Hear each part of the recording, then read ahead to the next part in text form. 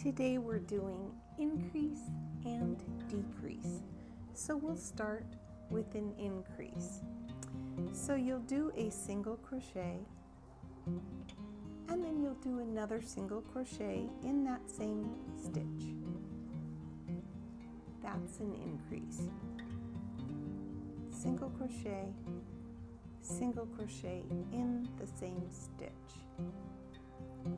Now we'll do a decrease. You'll take the front loop of the next stitch and then the front loop of the next stitch.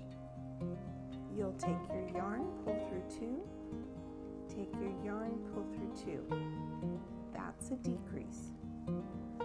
So single crochet and then a decrease.